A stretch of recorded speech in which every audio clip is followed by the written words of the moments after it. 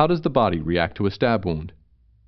Damaged cells release histamine, which diffuses into nearby blood capillaries, causing them to dilate and become leaky. Phagocytes are attracted to the injury site, and they move into the infected tissue along with blood plasma. The plasma causes the swelling we associate with infection, and the phagocytes engulf bacteria and dead cells.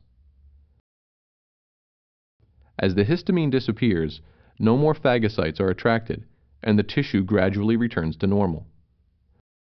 The symptoms of inflammation are swelling, pain, redness, and an increased temperature.